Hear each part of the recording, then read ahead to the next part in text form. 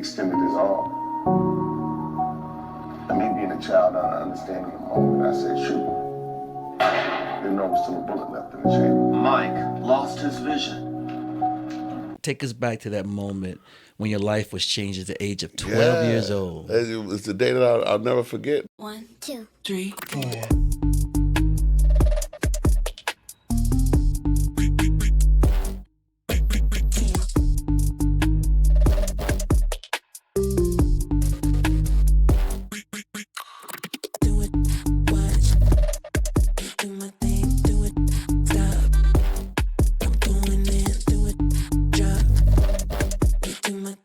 Hi, and welcome to Mike Unplugged, Igniting Your Future.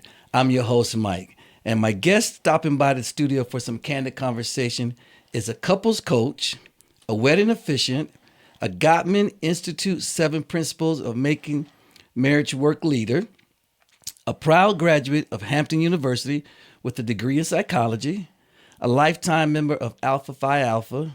He is the former chapter president of the Beta Gamma Lambda of Alpha Phi Alpha. He was honored as the chapter's brother of the year. I think he probably should have won that numerous times. He is passionate about supporting underserved youth and started the Making Men organization, mentoring young men in Richmond, Virginia.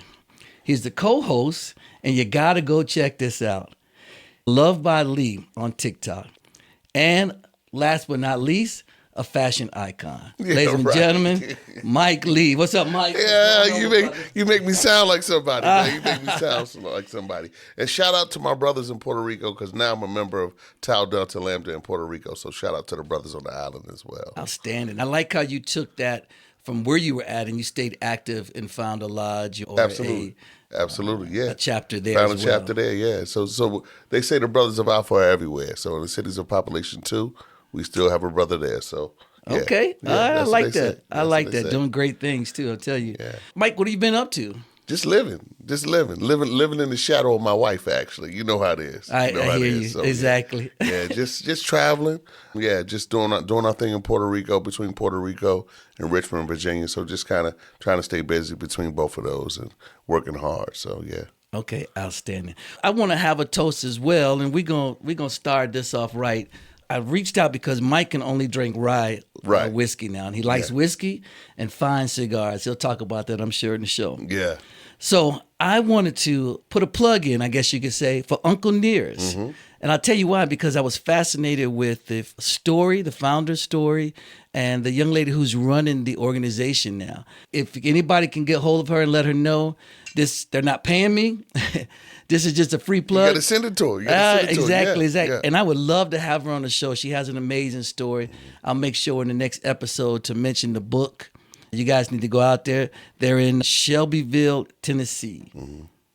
And I'm going to make sure I make a trip out there. We got to take that together, that trip. Yeah. Okay. Yeah. All right. Yeah. I don't have to hold you to that. If nothing else, you'll hold me to I'm it with because it. I know you will. I'm with it. So let's crack up in this Uncle Near's rye. I'm embarrassed to say that I did not know anything about Uncle Near's. And someone hipped me to it and told me about it, and I had to go and do some history about it. I'm not a powerful history though. I learned about it a couple of years ago, just by way of being a bourbon drinker. So I think it's fascinating. So, and I've only had it a couple times. So yeah, I love it. It's good stuff. Let me pour some here. Let's do it. And we'll have us a little toast to the good life, huh? To the good life. Here you go, my brother. Thank you, sir. Pour mine real quick. See, you got a fancy glass too. I like it. Only the best. You know what it says? What's that? M for Mike. Oh, that's it for both of us. Mike and Mike. That's Mike it. and Mike. That's it. Hey, get your bottle. Go check this out. Mike. Yeah. To the brotherhood. Salute, brother. Appreciate you, brother. Love you, sir.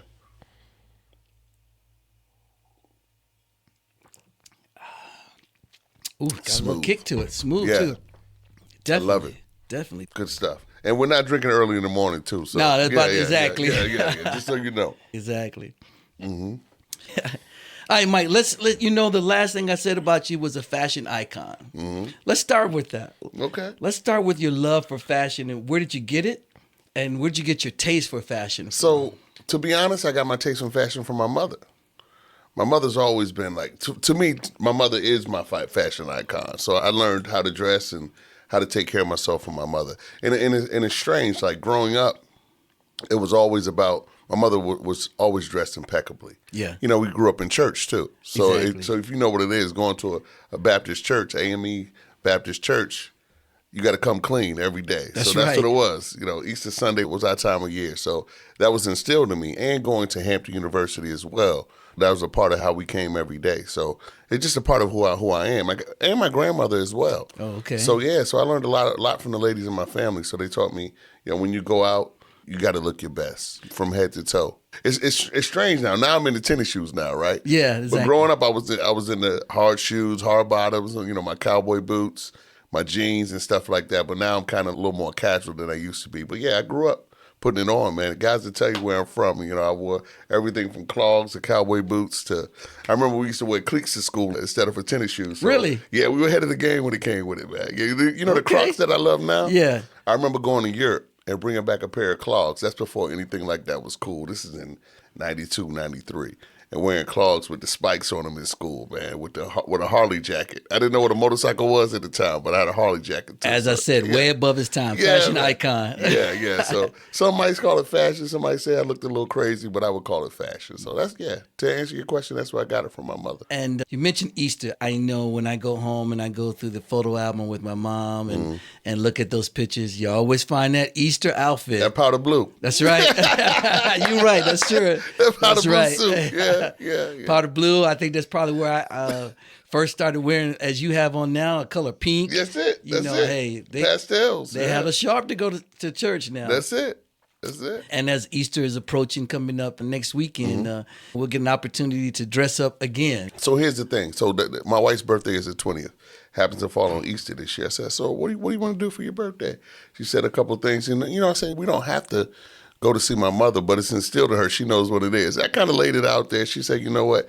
No, we're going to church. We're going to see your mother. We'll do something afterwards. And I appreciate the fact Absolutely. that she said that. Yeah. And she has no idea. I'm sure she does by now. Yeah. How far that goes with your mother. Absolutely. And that segues Absolutely. into where I want to go into. Tell me about Miss Lee, because I've had the privilege of meeting her, and I got to tell you, the short time that I spent with, I love her. I love her spunk. Phenomenal woman, man. My mother's a bad lady. So this is a part of my story too. So I was born in Germany. My mother and father were married at the time.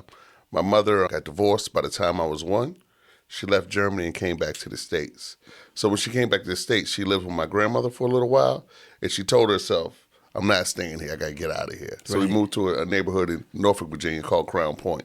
And she always tells me the story. She says when she moved there, she had the crib, she had a bed, and no other furniture in the house. Wow. And she went from that to years later living in her dream house. That's excellent. Yeah, so she grinded it up. She went to work. She had 2 jobs, maybe 3 jobs. We have to ask her. I think 3 jobs while she was going to Norfolk State. Finished Norfolk State, went back, got her master's, got her EDS, and got her PhD. Correct me if I'm wrong. It was you and your brother. Yeah, absolutely. My brother and I. My brother's 5 years older than I am. So my brother now lives in Japan, living his life. So she put 2 young black boys from Norfolk, Virginia, raised them well, and both went to college. My brother went to Parsons. I went to Hampton, and he's doing his thing. So, Miss Lee, you've done an outstanding job with both your sons. Obviously, I had more opportunity to spend with Mike, but I met your brother, and you've done an amazing job. And the spunk that you have, I mean, it just clicked right away when I met you. So I'm just going to say to Miss Leah, I love you. I send out the love to you. A woman of distinction, for sure. And like you, Mr. Mike, I call him Mr. Mike, too. He tries to get me to call him Mike. I refuse to do it. So you'll hear me say Mr. Mike a lot. And that's because I have deference for you and proper respect for you. I appreciate it. Yeah. So we grew up the same way. Because I consider myself to be a mama's boy. Yes. I used to take offense to that when people said it. Now it's a term of endearment. Now that my mother's getting older, so I embrace that. But so I think you hold your mother in the same esteem I hold my mother in. Absolutely. That's my rock. As you know, I've lost my dad almost 6 years ago, and between my niece, my nephew, which grew up kind of like my brothers and sisters, that's our rock. We got to keep her strong. And she keeps us strong as well. And, Absolutely. And you're right, that is a blessing. And like my mom, I have come to the understanding that your mom is a praying woman. Yeah, absolutely. Absolutely. So, and that came from my grandmother, too. We grew up in church. You know, Gable Chapel's the name of our family church. And there's times in my life where I needed that prayer too. Yeah, we're going to talk a little bit about Yeah, that. yeah, Definitely. times in my life where I needed that prayer. But yeah, I come from a praying family. But you know what? I still need that prayer. My mom still, I know before she go to bed, she still prays for me and the kids and my wife and all of us. So definitely. And Mom, we still need those prayers. Yeah. Keep sending them those prayers. So you talked about you grew up in Germany. So you were only 1 year old when you know. Yeah, so when I left. Yeah. So you don't remember much about it, but you had the opportunity of going back, right? Absolutely. And this is another part. We always talk about our story, right? There's purpose in our pain, right? Right. So I really didn't have a relationship with my father. I would see him throughout the years. My father's mother raised me as well. My grandma Leslie, which was a beautiful thing, right? Yeah. So Grandma Leslie, she took care of me when my mother was working, and I remember my mother dropping me off, speeding in her Chevette to my grandma's house to drop me off so she could make it to school or make it to work on the weekends. And so Grandma Leslie took care of me. So he would come in town sometimes when there was a death in the family. He had a lot of siblings, so if one of his siblings was sick, or I remember when my Uncle Happy D passed away, he came in town, and I remember when his sister passed away, he came in town. I can remember having a dinner at Red Lobster. You know what it is? When we grew up, Red Lobster was exactly. It was a special time. And it was all these people sitting at the table, my cousins and my aunts. I remember wanting to be close to my father, but it was so much going on at the time. I realized we didn't have that relationship. I knew that was my father, but he was just another man to me, right? Right. And I didn't have the opportunity to truly meet my father until I was 17 years old. Okay. That was the first time I really sat down at a table as a young man and had dinner with my father, my brother. And to this day, I know that was my mother. That's the blessing and the beauty of my mother. I can remember my mother telling me, "It's your father's birthday. Give him a call." That's important. Yeah, he didn't call me on my birthday, though. And I remember crying, thinking about that. Like, why is she making me call this dude? Because whatever her relationship was with him, she didn't want that relationship to be my existence with him, too. So, so she afforded me that opportunity to kind of know him. And now it was kind of forced upon me. But after I went to visit him when I was 17, it opened up a whole nother world to me. So from 17 until the time my father passed away, which he passed away in Germany, he's buried in Germany, I went to see him and he would come see me here. So he became one of my best friends too. So it's amazing how your mom made sure to foster that relationship. Absolutely. And even though you at a young age didn't understand it, absolutely, she understood the importance of having a male figure in your life. Absolutely. Now, as you grew up, how would you say that affected your childhood? So I talked about this to my mother recently. There was a time, one of my coaches, I played baseball growing up. Okay. Played baseball and football in Norfolk. And I was telling, we were at a baseball game, the Norfolk Tides, and I was telling the guys on my team, there was a guy with the last name Lee on the field. And I was telling the guys, that's my daddy. That's my daddy. Yeah, because I wanted that, right? Right. I saw these other kids with their pops and their fathers coming to the games. Now, shout out to my Uncle Jimmy. He came to almost every game, right? Right. But my father wasn't there. And I remember saying, that's my daddy. That's my daddy. And she said, you know what? The coach came and told me that. So, yeah, she remembered that moment. I'm not going to preach to fathers who are absent of being in their children, but you really have no idea how important it is to be a part of that child. I divorced when my kids were younger, but the number one thing I made sure is that I was not an absent dad. Yeah. And that I was deeply involved in my kids' life. Their mother did a fabulous job. I give her a lot of credit, but we together, I'm proud of where our kids are. But it's important to you may not agree with the mother or the father, but you got to think about it's bigger than you. And Mr. Mike, I see it so often, working with kids and having the mentoring program that I had, Making Men, there were a lot of mothers who resented the fathers and they spoke ill of the fathers in front of the children. And I reflect back upon the opportunity that I had. My mother never did that. Right. There's things I learned after my father passed that I never knew. Right. My mother would have never discussed it. Sure. Now, we're adults now, so we could talk about right. things. Families got secrets. You know how we do. All of us we hold do. things, yeah. But I was like, nah, that happened, Mama. Like, he said that or he did that. She was like, yeah. So why'd you never tell me that? She said that wasn't for you to know. Right. You had to figure out what your relationship was with him on your own, and she didn't want to taint that. But I see a lot of that within our culture, and within not even our culture, other cultures as well. People don't know how to separate things and do what's right for the betterment of the child. Yeah, I don't think they realize the impact it has on those children when you do that. Yeah. Regardless of what the situation with the mother or the father, you have to protect that child. Yeah. And that's important. Now, you said you were a baseball player. I was going to say, did you play any sports? Just baseball? Yeah, I played basketball in high school too, but growing up, so here's the thing. So I played baseball and football. That was my sport.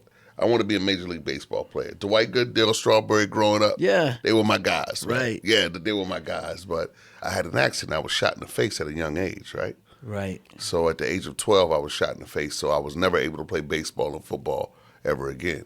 That's when I picked up basketball. And being a natural athlete, basketball, I was pretty good at it, right? Played in middle school, played in high school, Bethel High School, did well, played JV, played varsity, but it wasn't what I loved. Right. I remember telling my mom, and times are different now because they didn't really have the mask that they have for baseball now. Yeah. They didn't have the helmets that came over the face. They had the old school helmets, right? So if that was now, I probably still could have played baseball. Right. But the doctor said because of my gunshot wound and the right side of my face is titanium mesh, if a ball would have hit my face, it would destroy my face, right? Oh, wow. So I couldn't play baseball. Yeah. But now I probably could play. I just have to wear a mask to play, right?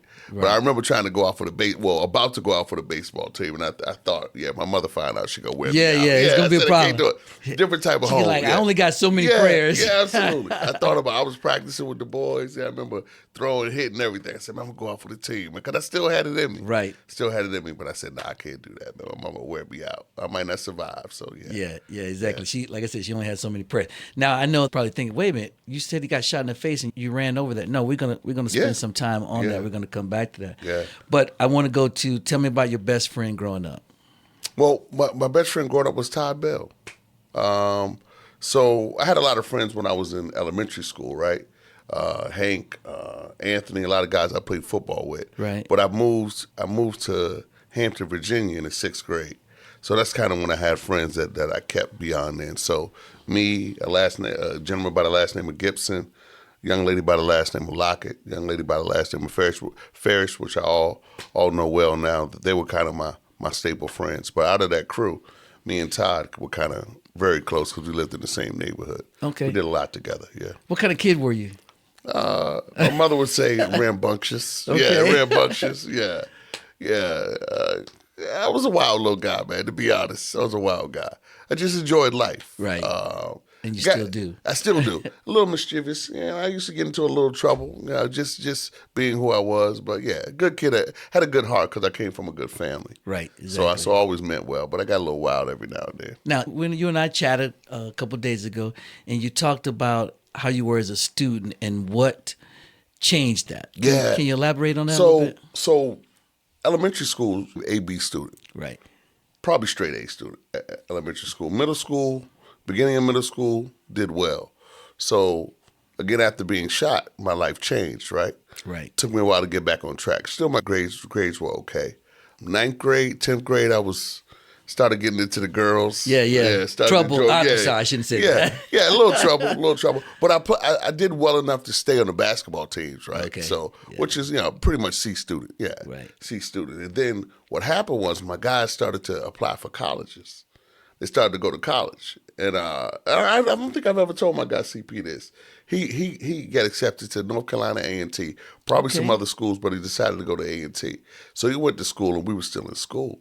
So we had to figure out, how we gonna do this, man? Guys are starting to go to school, do their things. Right.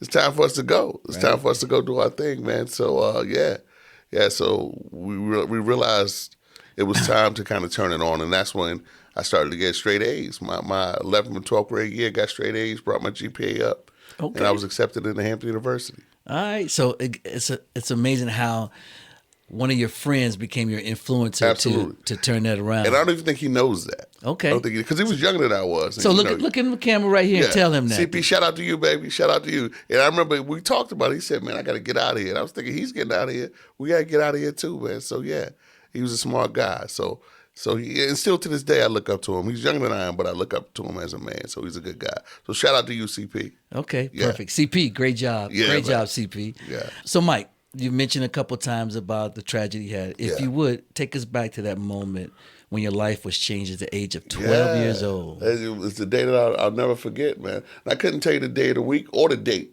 but, probably block that out, right? But I remember we were at my mother's house, and that day was one of my brother's first day of working at the mall, Coliseum Mall. So my mother had took my brother to work.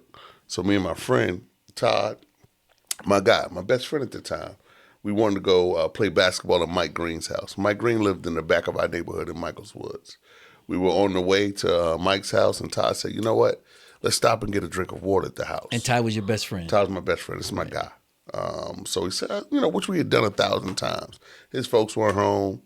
We'd been in the house 1,000 times when his parents weren't home. Right. So we go in the house, try to get a drink of water downstairs. For some reason, I wanted to call my girlfriend at the time, Joy Williams. I still remember her name.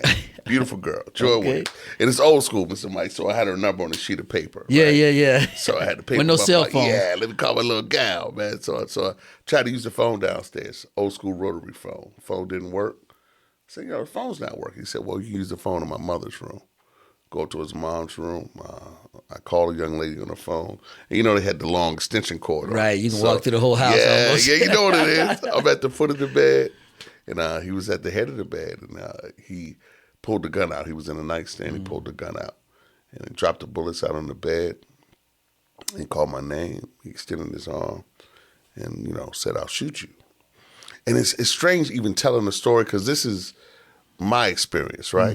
But I've yet to sit with Todd and see what his experience was in that moment, right?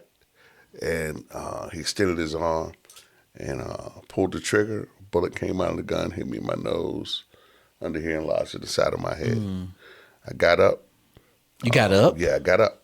I got up, and I remember going up and getting a towel. I was in the bathroom and looking in the mirror. And I had, and Mr. Mike, I had that vision for almost 15 years. Wow. Like a nightmare. I had that nightmare Right. of seeing my face. A trauma. Yeah, like 15, then it just went away at some point. And it became, I became so accustomed to it towards the end, I wasn't really afraid of it anymore. It was just something I would see, almost every night. And because of that, you lost your vision in your right eye? No, see, that was a totally unrelated situation, right? So from 12 to 24, had one eye. Like I said, I played basketball, drove a car, did everything everybody else did, Okay. right? And then at the age of 24, this is after finishing Hampton University, and I was teaching at the time. I was teaching the 4th and 5th grade special education at Robert E. Lee. So I was teaching at the time, and I had a headache, crazy headache. And I would often have these headaches for my gunshot. It was just a part of my life, part of my existence. Like the dreams and the headache just was what it was, right? And I was driving back from a wedding in Philadelphia. And at the time, I was doing a lot. I was about to go back to school, about to get a house, and just a lot was going on at one time. Right. Just like you, Mr. Mike, I was doing everything I could to make my life better, right? Right. And I just thought I was exhausted. I just come back from New Orleans. Okay. Just come back from New Orleans. We did the jazz festival, Okay, right? yeah. So that I did that and did a whole lot of stuff when I got home. And I probably shouldn't have went to the wedding, but my folks are gone, so we went. I was driving back from the wedding, and I remember looking at the lines on the street, and everything was just kind of blurring. And the lights were blurring in front of me. I thought maybe I'm exhausted. So I'd moved back home now at that time to save money to get a house, right? So I remember going to the house, and my mother told me, look, yeah, you had a good time, but you got to cut this grass. Yeah. And when I tell her, she said, I didn't say that. I said, yeah, you did. Yeah, you did. Yeah, how was the wedding? It was good, Mama. Like, cut this grass before you go up there. So I cut the grass. I went to sleep. I remember I had a meeting the next morning, and I was just so exhausted. I'd never go to bed early. Normally, I would go home and go back out, go get something to eat, holler at my friends, but I was just too tired. That was about 7, 8 o'clock, and I went to sleep. Woke up the next morning, I was totally in the dark. Oh, wow. I saw absolutely nothing. And I thought it was that moment where you're awake, but your body can't move. Yeah, exactly. I thought I was in that state. Oh, wow. But scary state. Yeah, but I spoke, and I heard my mother, and she heard me. And she said, Mike, what are you doing? I said, Mom, I can't see. And in my mind, I knew I had to be calm, because if I freak out, my mama going to freak out, right? Yeah. You know what that is. Exactly. You know what that feeling. I said, Mom, I can't see. She said, what? She said, boy, stop playing. You got to get up and go to school. You got to go to work. Yeah. You got a job. Like, get up, come on, man, because she worked for the school system, too. She was on her way out of the door. I said, Mom, I can't see. And she came in the room, and she realized I was afraid. She felt it in my spirit. Yeah. And so so I got up, and I couldn't dress myself, so she had to help me get dressed. And she said she knew it was bad when I went outside and I couldn't find a car, because she didn't know that. She didn't know how to help me. She didn't know what my level of vision was at the time. Right. And she had to help me get to the car and get in the car. So I went to the doctor that evening, and they said I had to go to the hospital. So I was in the hospital for a couple of days and went through a battery of tests. They thought I had sarcoidosis, lupus, HIV, like other autoimmune diseases, all these different things. I went through a battery of tests, and we found out I have optic neuritis, which is inflammation of the nerve behind the eye. Did it come from because of the strain on that eye? Unrelated, and that's what we thought. That's initially what everybody thought that initially. Okay, we get it. You had to look out of one eye for 12 years, so the other eye just had too much. Two unrelated situations. Wow. We don't know why. 12 years apart. 12 years apart, which is crazy, right? It's numbers, right? 12 years apart. And normally it comes in middle-aged Caucasian women, right? Right. I'm not a middle-aged white woman. If you can see me, I'm not a middle-aged woman. So we thought, okay, normally it comes back to full restoration as well. Mine didn't. For a year, I was totally in the dark. I saw a pinhole one day. I went to the doctor. They dilated my eyes. Saw a pinhole. The pinhole got bigger and bigger and stopped the way it is now. So I see shades of lights and movement, nothing in great detail. Right. I read Braille, so all my colors are muted too. So yeah. Wow, that's 12 years apart. Yeah. And what were some of the immediate challenges you faced after losing vision, physically and emotionally, in both eyes? So here's the thing too. So when they told me it was temporary vision loss, I believed it. I said, all right, we good. I got a little time off work. I can chill out, enjoy myself. Yeah. I can figure this out. Yeah. I can figure this out. Stay positive. Yeah, stay positive, because that's who I am. Right. But I will tell you this. If I wouldn't have been shot at the age of 12, I wouldn't have been prepared for that vision loss at the age of 24. Yeah. It's crazy how life happens, right? That's right. That one situation put me in a space to be able to deal with that mentally and physically at the age of 24. Because I had been through so much trauma then. Not that I was okay with it. I was ready. I had the ammunition to deal with. Yeah, it didn't break me. It would have broke someone else, I believe. It was close. Oh, yeah. But it didn't break me. So, because when I was told it was temporary, I said, my mother would tell you, like a day or two later, one of my guys had a party. I said, I'm going to the party. She said, you can't go to the party. You just lost your vision. I said, the doctor said it's going to be all right. Somebody picked me up. Somebody walked me around in there. But that's who I was at the time. So I was in the dark for a year, like I said, and I realized at that point I had to do something. Right. Because I wasn't working. I was back at the house. Every morning, I couldn't take care of myself. So every morning, my mother would get up in the morning. She would give me some food. I would sit on the couch. She would turn on Lifetime. I would watch Designing Women. I would watch Golden Girls. That's your show, too, Yeah, that's man. my show. That's why I love Golden Girls. I see now. I Makes watched sense. it every day for a year. Every day for a year. Unsolved Mysteries, Golden Girls, yeah. I watched it in The Nanny. I watched that every day for a year. Wow. Every day. It saved me, because that's all I had. Yeah. Couldn't holler at my friends. My friends were working.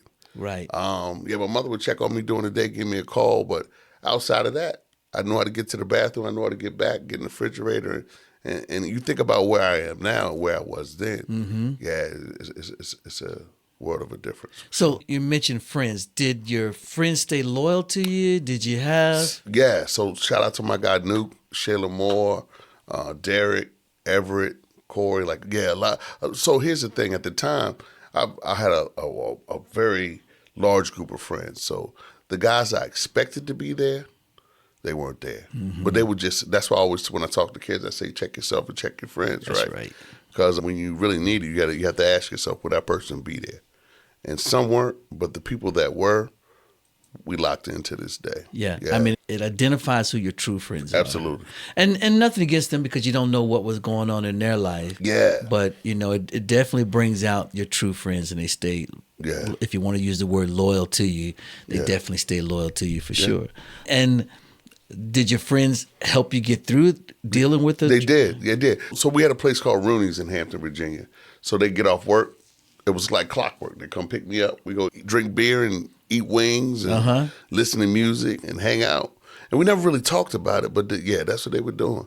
They were helping me through it, 100%. So they were not going to allow you to sink into depression. Yeah. And they're gonna let me sit at the house, like, right? And if I did, they come through and sit with me. My guy Everett. So yeah, that's what we did. Yeah. Something came to my mind, or if you want to say, got into my heart, or put in my heart as we're sitting here talking, and you talked about growing up in the church. I am, and it was an experience that happened with me with the passing of my father. I am a firm believer that God had put you in position and in place to, you lost your vision the first time. Now you're able to deal with it the second time. And later on in the show, or the next segment, when we talk about how that actually played into an advantage for you, but we won't cover it yet, but we will talk about that. So it's funny when you connect, oh man, was all this part of the plan?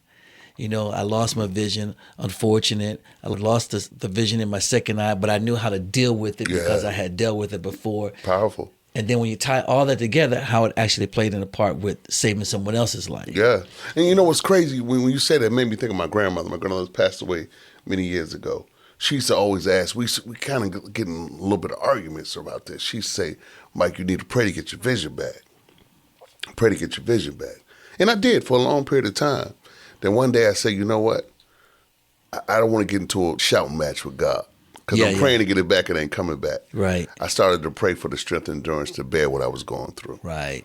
My prayer changed. Changed the prayer. Exactly. Yeah, when my prayer changed, my life changed exactly. too. Yeah. I, not to say I was totally at peace, but I was working through it, right? I was working through the pain. Where it was, because it was mornings I'd wake up, I'd put my hands in front of my face. Can I see? Can I see?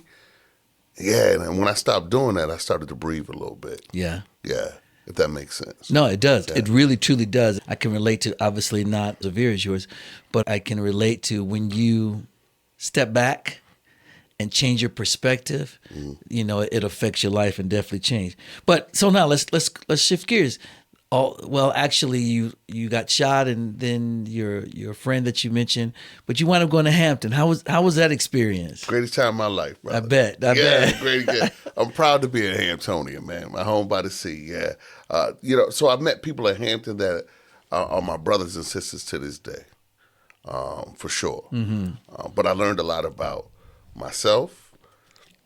Also learned a lot about culture. When I say culture, I mean African American history, right? I learned about the strength of people. And I met people from all over the world too. People of color too. Yeah. People of color that came from the mud to the upper echelon. Everybody was there together, and we all grew together. Right. We all learned from each other. So yeah. Yeah, some distinguished men came out of your fraternity there. Yeah. A few of them, I think. Thurgood Marshall, I think, was part of your fraternity. Yeah, Thurgood Marshall. Yeah, absolutely. And was Martin Luther King? Martin Luther King as well. And Jesse Owens. Yeah. Okay, so some great men came out of your fraternity, and your fraternity is black and gold, right? Yeah, black and gold, black and old gold. How ironic! And obviously you didn't see it, but you kind of could maybe see a little bit of. My favorite team is black and gold. Yeah, that's Pittsburgh it. Steelers, I told you that when you said that. Yeah. Pittsburgh Steelers. Gotta love it. That's my team. We're going to win the Super Bowl this year. Okay. All right, okay. Well, we got a few challenges to get through. I'm ride or die with them, though. I'm ride or die with them. Yeah. We talked about this the other day, and I'd like you to spend some time on it, and hopefully it'll help someone as they see this.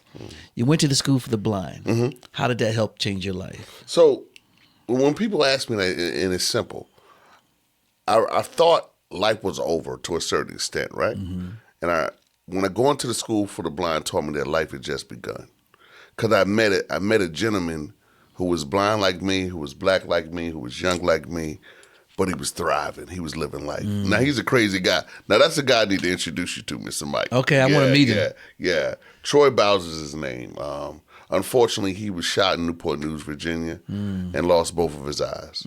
He was in a coma, came out of this coma, got himself together, ended up going back and graduating high school with his younger brother.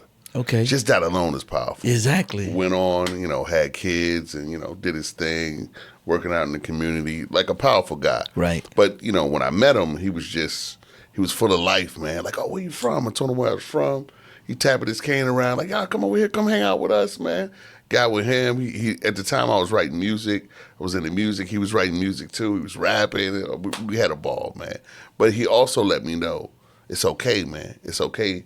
It's okay to cry a little bit. It's okay to kind of work through it, but we're working through it together. So I honor him for that. So yeah, I found out that it wasn't just me. Because if you think about it, in my community where I'm from, when I lost my vision, I was the only guy around. It took me to go to that school for the blind to realize what it was to be in a situation where it wasn't just sympathy, it was empathy. They understood what my plight was. They understood what I was going through. And to be surrounded by that is powerful. Because I think a lot of times we go through life and we feel like we're the only one going through it. Right. We have nobody to interact with, to talk to about it, to connect with. So when you find somebody to connect with, you're like, oh, you know what that feels like. And it opens it up for you. Yeah. Yeah, so it's somebody you can kind of bounce off, and that's what it was at the school for me. It's funny you say that. I read something the other day, and I could not remember where it was to go back to it. And I was like, man, this is on point, and this is exactly what I wanted to bring out in my podcast. When you share your story, it allows others to realize that they're not alone. That's it. And when I read that, I was like, man, that is so true. Yeah, 100%. Yeah. Because the first thing we think when we go through those tragedies is, I'm by myself. Yeah. There's no one understands. Yeah. And when you open up and hear other people openly express what they've gone through, it allows you to put that shield down and to be able to say, okay, let me find out how they did it. And you said something to me the other day, Mr. Mike, too. Just being men, too. And I won't say men of color. I mean all men. Right. Sometimes we don't know what it is to articulate our pain, too. Right. And we don't have a space to feel like, you know what? I can be free and tell somebody how I feel. Right. What I'm going through. And for another brother to hear, you're like, oh, shit. Yeah. Yeah. That's exactly what I was feeling last night. Or that's how I was feeling a month ago. And I was in a dark place. I didn't know how to get out of it. Right. And I had to get out of it. Not that we can't get out of it on our own, because we do, time and time again. But it's okay for somebody to put their hand down and say, come on, I got you, champ. Reach out to you and pull you. Yeah. And it can be as subtle as just listening. Absolutely. And I think some of that might be some of our upbringing. The men that were in our lives, you know, I talk about this all the time. My dad passed away, like I said, 6 years ago. I can never, ever remember a time of him being sick or missing work or not being that strong guy that, you know, to this day, my wife tells me, she says, you tell everybody you love them, because I do. Yeah. It's different love, right? But I do. I do tell them about that I love them. In fact, I'm going to slide into something. We're going to come back to talking about your mentorship, but I read something or I saw something that you said, maybe I read it. Tell a kid you love them 5 times. Yeah. Explain that. So many kids have heard that they won't amount to anything. Yeah. They won't be anything. You just like your daddy. Exactly. No, really. You're right. Really, right? So it's important to let a kid, you let them know, when I love you, I love you. I love you. Not just once. I love you 5 times for everything you've been through, every painful moment you've been through. I love you. I love you. I love you. I love you. I love you. I think it's powerful. I agree. Yeah. And when I get off the phone with my kids, and they're not kids anymore, they're adults. They have their own lives. You know, I make sure I tell them I love you. Yeah. Because one, it kind of settles. You don't know when that may be the last time you tell them that. Yeah. But more importantly, I just want them to know I love you. Yeah. I tell them. I tell my grandkids. It's not a word I use lightly. Yeah. But it's also, like you said, a powerful word to use. Yeah. Getting into that, let's switch gears. Let's talk about your organization, Making Men. Tell us a little bit about it. So Making Men initially was a program I started in Hampton, Virginia. I started at Robert E. Lee. So it was a program where I wanted to, it came out of a sense of hopelessness too, right, for the kids. Because I was one of 3 men in that school. There was a janitor, there was a gym teacher, and there was me. That's where you also worked at? You taught at that same school? That's where I taught. Okay. Originally, I was a teacher's assistant there. I left there and went to high school. I taught 9th grade literature at Kickingham High School. I went back to that elementary school because that's where I started my mentoring program. And I wanted to be with those kids in the building, right? So a lot of times when they would have problems with some of the young men in the school, the teacher would come get me. Like, Mr. Mike, I'm having problems with so-and-so. Like, can you come talk to him? I would come talk to him, and, you know, they would give me a different energy than they would unfortunately give some of the teachers. Right. And I realized that there was something there. So, and I realized they were just like me. That same thing we talked about before, me not having a father in my home Yeah. when I was younger, me not having somebody to tell me what it is to be a young man. I saw that. So it really came out of a sense of hopelessness that I had too, right? Not for the kids, but what I had. And I said, you know what? I wanted to fill that void. It was kind of a selfish thing. I wanted to fill that void that I had when I was younger. So that's why I started the program. Right. And I got with some young men that were at the Hampton University. My guy Salas, my guy Anwan, a couple other guys that helped me out with the program. So we wanted to expose the kids to different cultural events within the area. We wanted to bring sports to the kids as well. And we wanted to expose them to education within that area. We had a lot of kids that went to this elementary school that didn't know Hampton University existed and was right in the area. They didn't know the school was there. They didn't know what CNU was. They didn't know about Norfolk State. So we exposed them to all these different colleges and these different cultural events in the area. At a young age. At a young age. And that's perfect. Age. Yeah. Yeah, because the elementary school, unfortunately, not a lot of men teachers. Okay. At that level, so which is, shout out to the women who are educators Absolutely. as well. But I felt like they needed to see us as well. So I started that. We took them to baseball games. We took them to Philadelphia to a basketball game, the 76ers basketball game. Allen Iverson was playing at that time, so we took them to that game. You mean practice? Yeah, practice. Talk about practice. Yeah, so we took them. Yeah, we took them to a lot of cool stuff, man. Right. So, but I lost my vision while I was doing that. As soon as I got back on my feet, I decided to implement that program in Richmond, Virginia. And that became a part of our chapter, which is Beta Gamma Lambda in Richmond, Virginia. So my chapter still has that program. They took that program on. And prior to it being under the chapter, I did it all on my own. Right. So we started that program at Bellevue Elementary School, and we worked with young men there. And so what we wanted to do for that program is have a male for each one of the kids in the program. And the culminating event was we got all the young men tailored suits, which was a beautiful experience for these young men. Oh, Yeah, we took them to my guy, took them to my guy's shop. He got the kids tailored up, got them suits. The first year, which is crazy, and you'll appreciate this, Mr. Mike. The first year we did it, we went to a restaurant called Station 2, which was a burger spot that I loved. It was the first time we did it. So we didn't do tailored suits the first time. We just got them. So we got them shirts and we got them ties, and they were able to wear their own jeans and their own shoes. The second year we did the tailored suits, which was a spot called Grand Staff and Stein, which is a speakeasy. You open the door, they have bookshelves. You open the door, it's a beautiful speakeasy. So we had them books. They had to pick out a book. We told them what the password was. They said the password. They had to introduce themselves properly, say the password. Then they opened the door. It was a beautiful thing. Yeah. My guy has a daycare. John Dansley took the little bus, and some of the kids got off, and they had, tennis shoes or regular shoes on. And I said, what's up, man? Y'all supposed to wear proper shoes.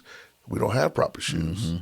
I never thought about that. Right. Growing up in church, that was a thing for us, but it wasn't a thing for all the kids. Right. So I made sure the next year we got the kids shoes too.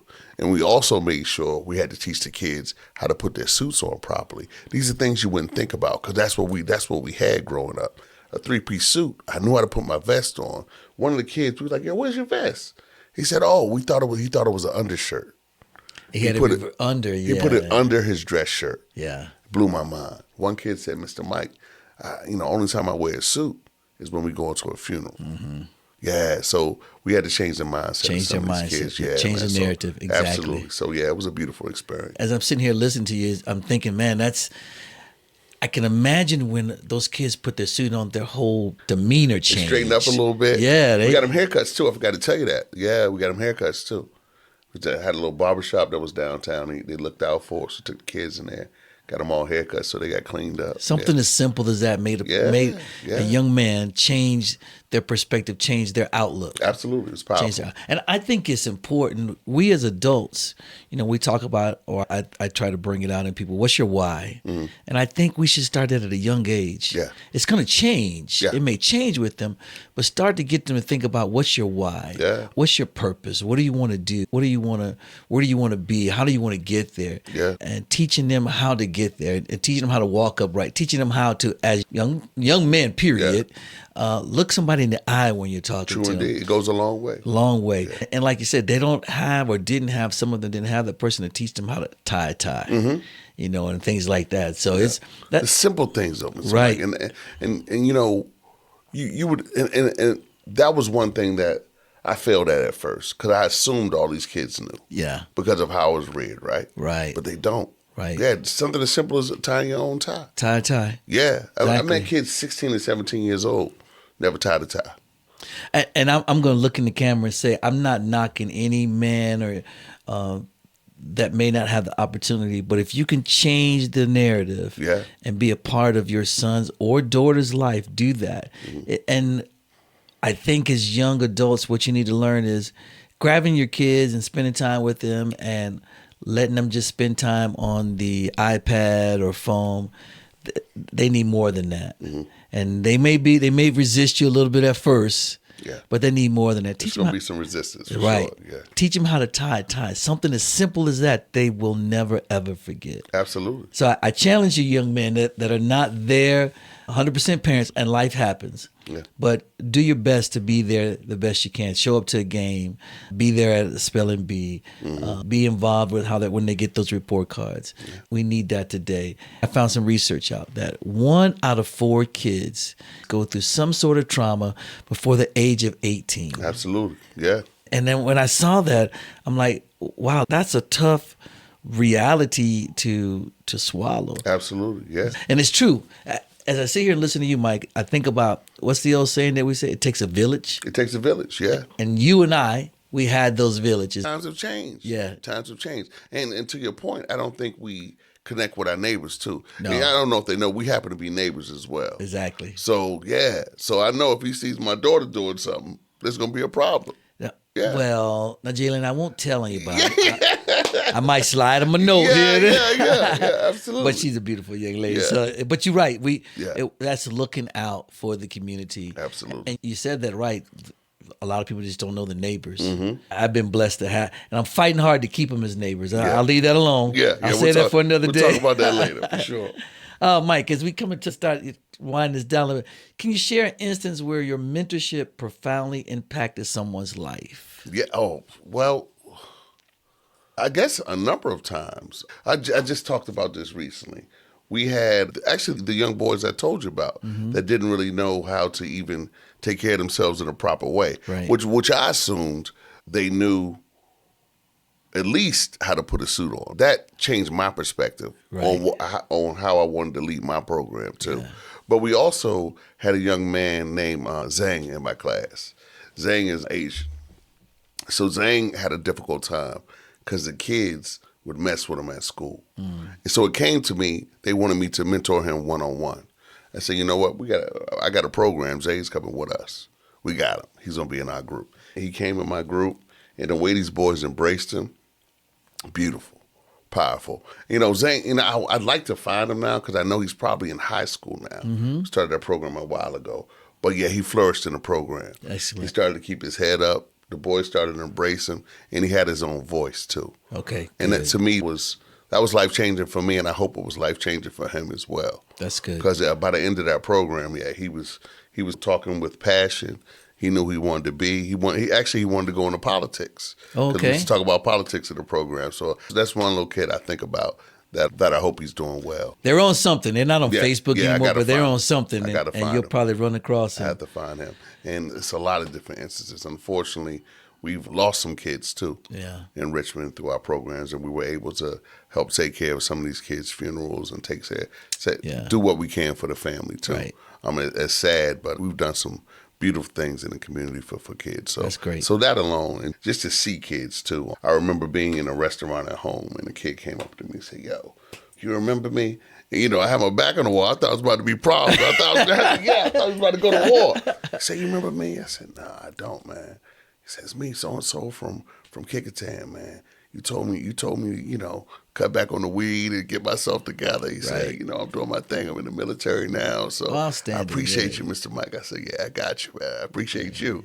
Thank you for not running up on me." I thought, exactly. Yeah. Because the way he said it was like, "You remember me?" I said, "Oh, I don't know." But moments like that make me feel good. That's great. Yeah, it does. That makes you know that you're touching someone and you're teaching them. Yeah. Exactly. So, Mike, what message do you want to convey to the people? To me, it's simple. When you say that this life is for the living, that's what I say. That's what I leave on a lot of my social media. This life is truly for the living. I think every day you have to find a way to live a purpose-driven life. Find out what your purpose is and look towards that. And do what you can to spread love too. And it won't be easy.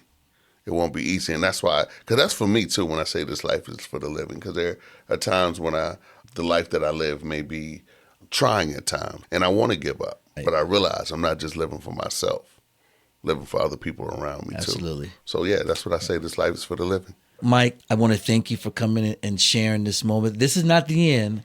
We're going to take a break, and we're going to come back with a special guest that he brought along with him. I hope as you listen to his story, how he took his pain and evolved it into his purpose. And it became bigger than just Mike. But I got to tell you, this guy, I'm not telling you this because he's sitting here. I have so much respect, so much love for this guy. When I told him I wanted to do this podcast, actually, I was in the process of working on the podcast. And I ran across one of your social medias, and I was like, whoa, wait a minute. And again, I said this on my last podcast. Yeah. There's a gospel song that says, you don't know my story. I knew bits and pieces of Mike's story, but I didn't know his story. And when I had the opportunity to hear his story, I was like, this is exactly what I want to talk about. If you stand fast, you can take that pain and turn it into your purpose. So come back as we bring a very special guest and Mike on the show. And I'm telling you, you don't want to miss this. These two together are dynamic. Yeah, right. They do. They're so funny. And we are blessed to have them in our lives. And you will be too. So come back to the next episode of Mike Unplugged. 1, 2, 3, 4.